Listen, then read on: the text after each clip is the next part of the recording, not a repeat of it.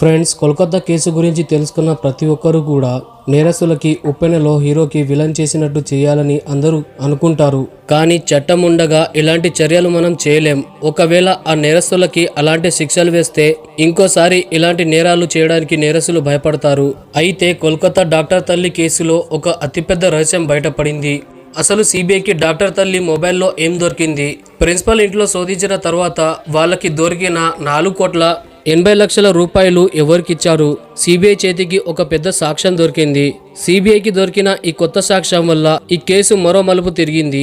ఇప్పటి వరకు అసలు నిందితుడు సంజయ్ రాయ్ అని అందరూ అనుకున్నారు. కానీ అతను ఒక సుపారీ హంతకుడు అని సిబిఐకి ఇప్పుడే తెలిసింది. అసలు నిందితులు అతనిని హత్య చెయ్యమని పంపారు. అసలు నేరస్తులు అతనికి ఇంత డబ్బు ఎందుకు ఇచ్చారు అనేది ఇప్పటికీ బయట రాబోతుంది.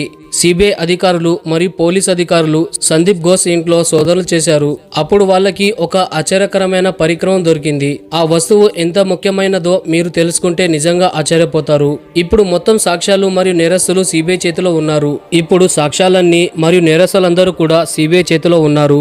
వాళ్ళని ఉరిశిక్ష వేసేదాకా సిబిఐ ఊరుకోదు. అంతేకాదు డాక్టర్ తల్లి యొక్క డైరీ చదవడం వల్ల సిబిఐకి మరింత విషయాలు తెలిసాయి. అంటే వాటి వల్ల వాళ్ళు మరింతగా సందిగ్ధంలో పడిపోయారు. ముందుగా వాళ్ళు సందీప్ ఘోష్ ఇంట్లో బేస్మెంట్ లో నుంచి శోధన చేశారు. అక్కడ ఉన్న వస్తువులను చూసిన తర్వాత ఇప్పటి వరకు శోధన చేసిన వస్తువులలో కూడా ఈ శోధన మరింతగా ప్రముఖంగా మారింది అనే విషయం తెలిసింది. 24 రోజుల శోధన తర్వాత సిబిఐకి ఈ వస్తువు ఎందుకు దొరకలేదు అనే సందేహం వస్తుంది.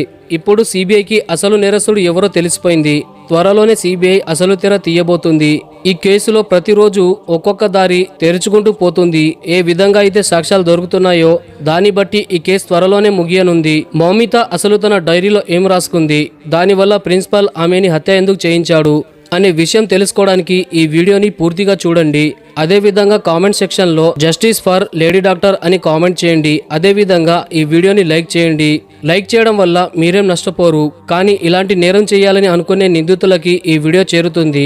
డాక్టర్ మౌనితకి న్యాయం జరగాలని కోట్ల మంది కోరుకుంటున్నారు. ఆ నిందితులకి ఉరిశిక్ష పడేలా చూడాలని దేశం మొత్తం ఆశిస్తుంది. అందరూ కూడా డాక్టర్కి జరిగిన అన్యాయానికి న్యాయం జరిగేలా చూడాలని ఒకే మాటపై నిలబడి ఉన్నారు.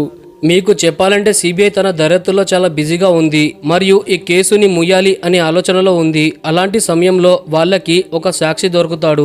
అతను సిబిఐకి ఫోన్ చేసి మీరు డాక్టర్ మౌనిత గారి ఫోన్ ని చెక్ చేశారా అని అడిగాడు. అప్పుడు ఆమె ఫోన్ ని ఎందుకు చెక్ చేయాలి అని వాళ్ళు అడుగుతారు. దానికి అతను ఒకసారి చెక్ చేయండి అని చెప్తాడు. అప్పుడు సిబిఐ ఆ ఫోన్ ని చెక్ చేసినప్పుడు వాళ్ళకి ఒక కొత్త ఆసక్తికరమైన విషయం దొరికింది. నిజానికి ఆ ఫోన్లో ఎవరో ఆ రోజు రాత్రి జరిగిన సంఘటనని రికార్డ్ చేశారు. ఎందుకంటే ఆ సంఘటన జరుగుతున్నప్పుడు ఒక నేరస్తుడు ఈ మొబైల్ని తీసుకొని ఆ వీడియోని రికార్డ్ చేశాడు. తర్వాత దాన్ని అతను డిలీట్ చేశాడు. అయితే సిబిఐ ఫోన్ని రికవరీ చేసి ఆ వీడియోని మళ్ళీ రిస్టోర్ చేశారు. దానివల్ల వాళ్ళకి అసలు నిజం తెలిసింది. ఆ ఫోన్ ద్వారా తెలిసిన విషయం ఏమిటంటే సంజయ్ రాయ్కి 4,80,00,000 రూపాయలు ఈ నేరం తనపై వేసుకోమని నిందితులు చెప్పారు అని తెలిసింది. దానివల్ల సిబిఐ సంజయ్ రాయ్ని నిందితుడు అనుకొని ఈ కేసుని అంతగా పట్టించుకోలేదు మరియు సంజయ్ రాయ్ అపరాధాన్ని ఒప్పుకొని త్వరగా నాకు శిక్ష వేయండి అని పోలీసులను కోరాడు. అప్పటికే డాక్టర్కి పోస్ట్మార్టం జరగలేదు. ఆ రిపోర్ట్ ఇంకా రాలేదు. అయినప్పటికీ అతను నేరాన్ని ఒప్పుకున్నాడు. దానివల్ల సిబిఐకి అనుమానం వచ్చింది మరియు ఒక సాక్షి ఫోన్ చేసి సిబిఐకి సందీప్ ఘోష్ ఇంట్లో శోధన చేయమని చెప్పారు. ఈడీ అధికారులు మరియు సిబిఐ అధికారులు ప్రిన్సిపల్ సందీప్ ఘోష్ ఇంట్లో శోధన చేస్తున్నప్పుడు వాళ్ళకి కొన్ని హార్డ్ డిస్క్లు, మెమరీ కార్డులు, సిమ్ కార్డులు, అదేవిధంగా కోట్ల రూపాయల ధనం దొరికింది. ఈ ఎవిడెన్స్ ని తీసుకున్న సిబిఐ ఈ కేసుని మళ్ళీ మొదటి నుంచి స్టార్ట్ చేయాలి అని అనుకుంది. త్వరలోనే సిబిఐ వీటిపై దర్యాప్తు చేసి వీళ్ళని జైలులో వేయబోతుంది మరియు కఠినంగా శిక్షించబోతుంది. ఇందులో ఈడీ ఆఫీసర్లకు కోట్లలో డబ్బులు దొరికాయి. అదేవిధంగా సంజయ్ రాయ్కి ఇవ్వాల్సిన 4,80,00,000 రూపాయలు కూడా అక్కడే ఉన్నాయి. దీంతో ఈ కేసు మరింతగా సంక్లిష్టంగా మారింది. కొంతమంది సాక్ష్యదారుల ప్రకారం డాక్టర్ మౌమిత గారు సందీప్ ఘోష్ గురించి మొత్తం విషయాలు తెలుసుకొని వాటిని పై అధికారులకు ఇవ్వడానికి 20 రోజుల నుంచి కష్టపడుతుంది. ఈ సంఘటనకు ముందు ఆమె సాక్ష్యాలను రాష్ట్రపతికి ఇవ్వాలని అనుకుంది. కానీ ఈ సంఘటన ఆమెని ఆపేసింది. డాక్టర్ తల్లి ఇంకా బ్రతికి ఉంటే ఈ నేరాలను బయటికి తెచ్చేది. సిబిఐ మరియు ఈడీ దర్యాప్తులో 4,80,00,000 రూపాయలు సంజయ్ రావుకి ట్రాన్స్ఫర్ చేశారు అనే విషయం బయటికి వచ్చింది. అదేవిధంగా సంజయ్ రాయ్ని దర్యాప్తు చేస్తున్న సమయంలో అతను కూడా ఈ విషయాన్ని ఒప్పుకున్నాడు. అదేవిధంగా సిబిఐ ప్రిన్సిపల్ ఇంట్లో శోధన చేస్తున్న సమయంలో కొన్ని సీడీలు కూడా దొరికాయి. ఆ సీడీలలో ప్రతి హాస్పిటల్లో రికార్డ్ చేయబడిన కొన్ని అసంఘికరమైన వీడియోలు దొరికాయి. దాంతోపాటు ఎన్నో మెమరీ కార్డులు కూడా దొరికాయి. వాటిలో కూడా ఈ వీడియోస్ ఉన్నాయి.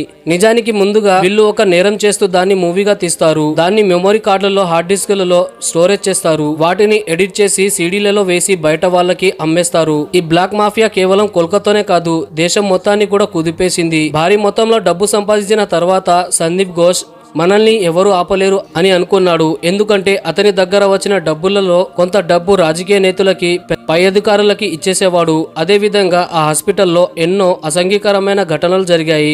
ఇలాంటి అత్యాచారాలు మరెన్నో జరిగాయి. అయినప్పటికీ అవి బయటికి రాలేవు. ఈ సంఘటన వాటిని అన్నిటినీ ఇప్పుడు బయటికి తీస్తుంది. సమాజం మొత్తం ఇప్పుడు ఆ హాస్పిటల్ని ప్రశ్నిస్తుంది. ఈ కేసుని త్వరలోనే ముగింపు ఇవ్వబోతుంది. కానీ సిబిఐ దీన్ని మళ్ళీ పునఃప్రారంభించాలనుకుంటుంది. డాక్టర్ తల్లి మొబైల్ వల్ల మరియు ఈడీ మరియు సిబిఐ దర్యాప్తులో వచ్చిన సాక్ష్యాల వల్ల ఇందులో కొంతమంది రాజకీయ నేతలు కూడా ఉన్నట్లు అర్థమవుతుంది. అయితే ఫ్రెండ్స్, అసలు నిందితులు ఎప్పుడు దొరుకుతారు అని ప్రతి ఒక్కరూ సిబిఐ అధికారులను ప్రశ్నిస్తున్నారు. ఈ సంఘటనపై మరియు సిబిఐ దర్యాప్తుపై మీ అభిప్రాయం ఏమిటి? కింద కామెంట్ చేయండి. అదే విధంగా ఈ వీడియోని లైక్ చేయండి మరియు మన ఛానల్ని సబ్స్క్రైబ్ చేసుకోండి. Thank you friends, thank you for watching.